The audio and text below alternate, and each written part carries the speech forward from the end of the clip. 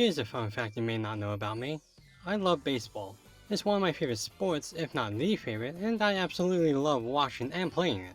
There's nothing like sitting in the stands of a brown and green field with such passionate atmosphere, and the gripping of the bat is one of my favorite feelings in the world.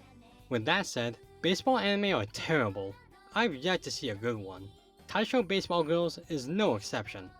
Okay, maybe that's a bit too harsh because the show itself isn't that bad. It's actually pretty average.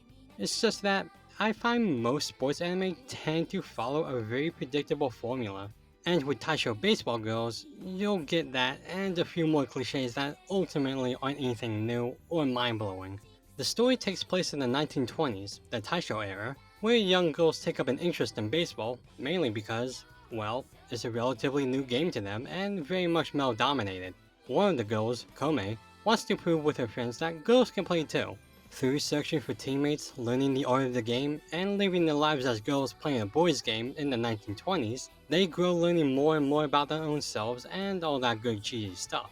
So what about this show specifically makes it a dud for me? Well, I have 3 arguments. Strike 1 is too distracted.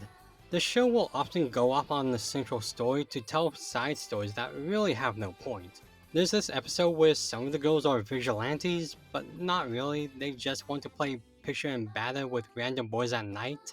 There's another episode where the main character is casted as a stunt double in the film, and that goes nowhere. Why all the detours? Having the girls struggle with the society they live in with the love of baseball is enough. There's a concrete idea and it can be done wonderfully if executed carefully. Strike 2 is predictable.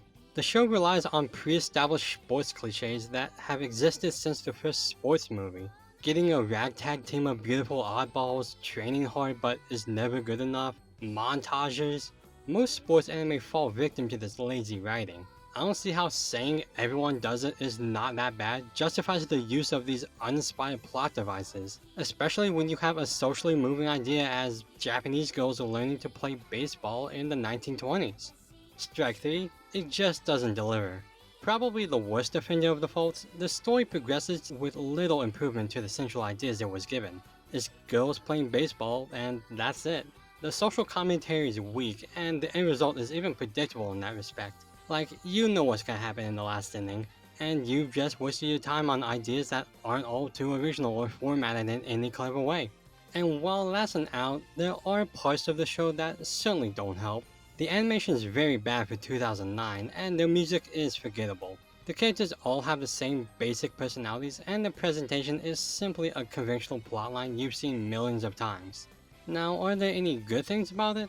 Well, only some minor moments. Like how they get their baseball uniforms. I think that was a smart use of using the time period and social expectations to acquire an otherwise unattainable resource. There's also this subplot of the main girl and the boy she works with in a cheesy romance. It's dumb, but it's charming too.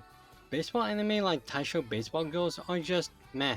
Sure, it had its okay moments, but it really didn't have the attitude or clever writing to change up much. Taisho's lack of knowing basic building plot structure and utilizing a potentially fascinating look into society to become another stale sports anime veers the audience into foul territory.